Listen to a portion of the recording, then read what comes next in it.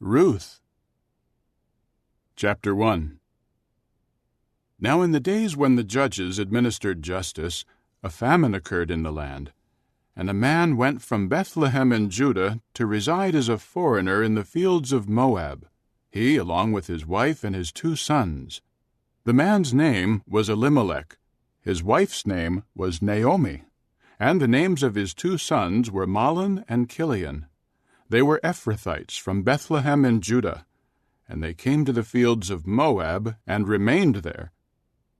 After some time, Elimelech, Naomi's husband, died, and she was left with her 2 sons. The men later married Moabite women. One was named Orpah, and the other was named Ruth. They remained there for about 10 years. Then the 2 sons, Mahlon and Chilion, also died, and the woman was left without her 2 children and her husband. So she started out with her daughters-in-law to return from the fields of Moab, for she had heard in Moab that Jehovah had turned his attention to his people by giving them food. She left the place where she had been living with both of her daughters-in-law. As they were walking on the road to return to the land of Judah, Naomi said to both of her daughters-in-law, "Go, return, each of you to your mother's home. May Jehovah show loyal love to you, just as you have shown it to the men who have died, and to me. May Jehovah grant that each of you find security in the home of your husband." Then she kissed them, and they wept loudly. They kept saying to her, "No, but we will go with you to your people." But Naomi said, "Return, my daughters. Why should you go with me? Can I still give birth to sons who could become your husbands? Return, my daughters. Go, for I have grown too old to marry.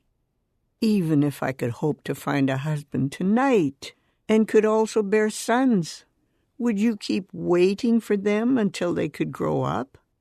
Would you refrain from getting remarried for their sakes? No, my daughters, I feel very bitter for you, because the hand of Jehovah has turned against me." Again they wept loudly, after which Orpah kissed her mother-in-law and departed. But Ruth stuck with her. So Naomi said, "Look, your widowed sister-in-law has returned to her people and her gods. Return with your sister-in-law." But Ruth said, "Do not plead with me to abandon you, to turn back from accompanying you. For where you go, I will go, and where you spend the night, I will spend the night. Your people will be my people, and your God, my God.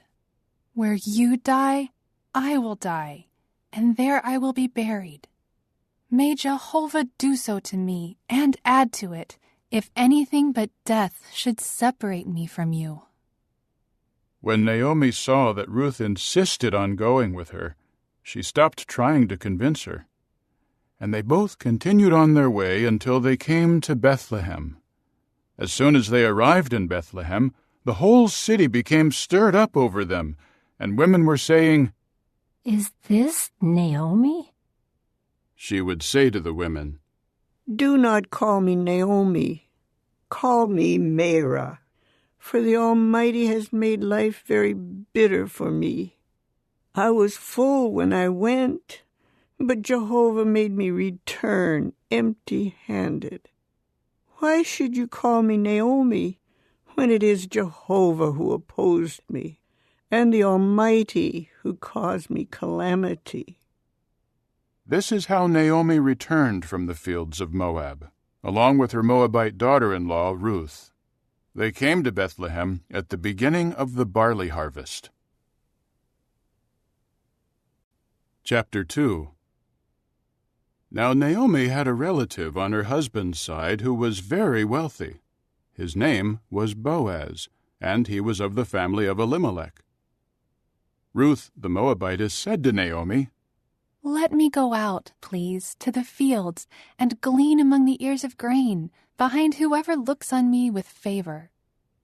So Naomi said to her, Go, my daughter. At that she went out and began to glean in the field behind the harvesters. By chance she came upon a plot of land belonging to Boaz, who was of the family of Elimelech. Just then Boaz arrived from Bethlehem and said to the harvesters, Jehovah be with you. And they replied, Jehovah bless you.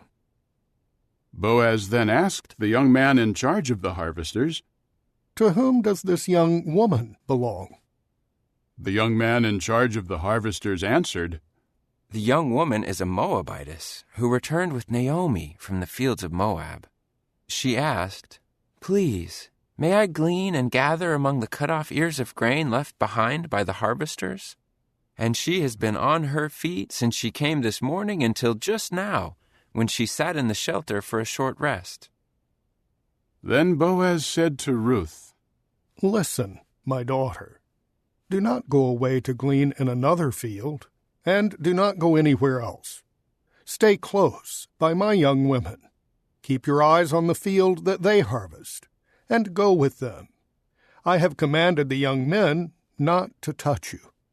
When you are thirsty, go to the water jars, and drink from what the young men have drawn. At that she fell face down and bowed down to the ground, and said to him, How have I found favor in your eyes? And why have you taken notice of me, when I am a foreigner? Boaz answered her, A full report was made to me of all you have done for your mother-in-law after the death of your husband, and how you left your father and your mother and the land of your relatives to go to a people whom you had not known before. May Jehovah reward you for what you have done, and may there be a perfect wage for you from Jehovah the God of Israel, under whose wings you have come to seek refuge.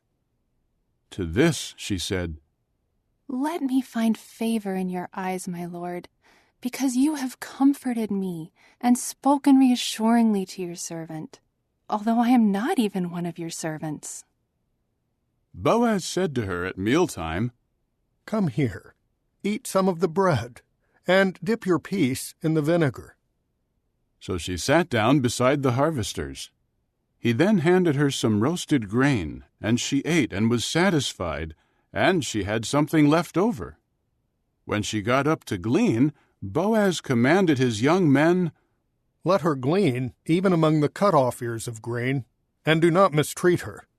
You should also be sure to pull out some ears of grain from the bundles for her, and leave them behind for her to glean, and do not say anything to stop her. So she continued to glean in the field until evening. When she beat out what she had gleaned, it came to about an ephah of barley. Then she took it and went into the city, and her mother-in-law saw what she had gleaned. Ruth also took out and gave to her the food that was left over after she had eaten her fill. Her mother-in-law then said to her, Where did you glean today? Where did you work? May the one who took notice of you be blessed. So she told her mother-in-law about whom she had worked with, saying, The name of the man I worked with today is Boaz. At that Naomi said to her daughter-in-law, May he be blessed by Jehovah, who has not failed in his loyal love toward the living and the dead. Naomi continued, The man is related to us. He is one of our repurchasers. Then Ruth the Moabitess said, He also told me, Stay close by my young people until they have finished my entire harvest. Naomi said to her daughter-in-law Ruth, It is better, my daughter, for you to go out with his young women than to be harassed in another field. So she stayed close to the young women of Boaz, and gleaned until the barley harvest and the wheat harvest came to an end, and she kept dwelling with her mother-in-law. Chapter 3. Naomi, her mother-in-law, now said to her, My daughter, should I not look for a home for you, so that it may go well with you? Is not Boaz our relative? He is the one whose young women you were with. Tonight he is winnowing barley at the threshing floor. So wash yourself and rub on some perfumed oil. Then dress up and go down to the threshing floor. Do not make your presence known to the man until he has finished eating and drinking. When he lies down, take note of the place where he lies down. Then go and uncover his feet and lie down. He will tell you what you should do. At that she replied, All that you say to me, I will do. So she went down to the threshing floor and did all that her mother-in-law had instructed her to do. Meanwhile, Boaz ate and drank and was feeling good at heart. Then he went to lie down at the end of the grain heap. After that, she quietly came and uncovered his feet and lay down.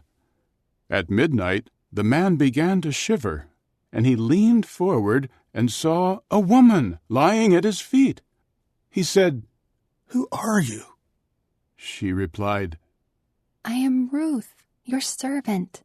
Spread out your garment over your servant, for you are a repurchaser. At that he said, May Jehovah bless you, my daughter. You have shown your loyal love more in this last instance than in the first instance, by not going after the young men, whether poor or rich. And now, my daughter, have no fear. I will do for you everything that you say, for everyone in the city knows that you are an excellent woman. While it is true that I am a repurchaser, there is a repurchaser more closely related than I am. Stay here tonight, and if he will repurchase you in the morning, fine, let him repurchase you. But if he does not want to repurchase you, I will then repurchase you myself, as surely as Jehovah lives. Lie down here until the morning. So she lay at his feet until the morning, and then got up, before it was light enough for anyone to be recognized. He then said, Do not let it be known that a woman came to the threshing floor. He also said, Bring the cloak that you are wearing, and hold it out.